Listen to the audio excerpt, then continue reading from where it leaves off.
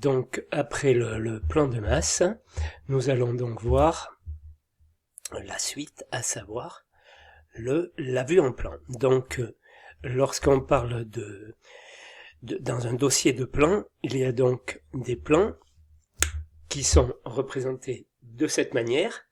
Donc la vue en plan, c'est une coupe horizontale qui est située conventionnellement à 1 mètre au-dessus du sol fini, à peu près du sol fini du niveau dont il est question sur le plan, et au-dessus des appuis de fenêtre s'ils sont trop hauts, afin que toutes les ouvertures soient coupées. On va dire, on est à 1 mètre environ, il faut que le plan soit représentatif, donc bien sûr ça peut être 1 mètre 20, 1 mètre 30, de façon à ce qu'on voit les fenêtres. Je pense en particulier à la fenêtre de WC ou à la fenêtre d'une salle de bain, qui est certainement à plus de 1 mètre, mais on la représente quand même sur la vue en plan.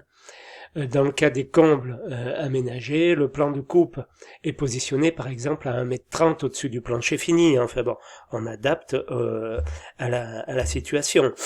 Donc, pour cela, pour un plan, on a donc notre bâtiment.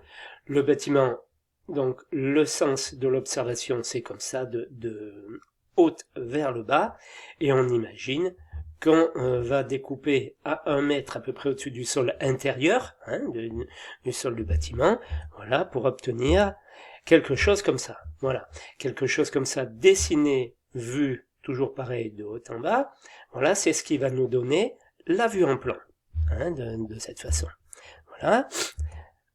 Voilà donc une autre façon de représenter une vue en plan plus simplement. Voilà. Divers types de plans, toujours pareil. Donc un plan peut être comme ça, un plan de structure avec la plâtrerie, tout dépend du niveau à laquelle on est. Ici, auquel on est, pardon. Ici, on peut imaginer que c'est peut-être le plan du sous-sol avec des lucarnes, enfin, ou le garage avec une voie enterrée, ou après que ce plan-là soit le même que celui-là, à des niveaux de finition différents. Voilà, mais ce sont toujours des plans. Voilà. À ces plans, pour qu'ils soient, on va dire, exploitables, on va rajouter donc le nom des pièces, chambre 1, chambre 2, chambre 3, le cellier, le garage, la surface, sur le plan, on indique la surface, et ce que vous voyez dans le rond, enfin pour le coup il est plutôt elliptique, c'est le niveau. Le niveau, donc ici je suis à 0, ici je suis à moins 0,06, donc 6 cm plus bas. Voilà, j'indique toujours le niveau pour pouvoir indiquer aux entreprises les indications nécessaires à ce qu'elles puissent faire le travail. Voilà. Ensuite, on va ajouter les dimensions. Les dimensions sur un plan, on appelle ça des cotes. Voilà. Donc, l'ensemble de donner les dimensions comme ça s'appelle la cotation. Voilà.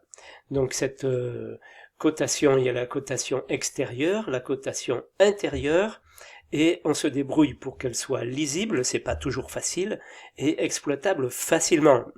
Mais ça, c'est plutôt avec le métier que vous y arriverez.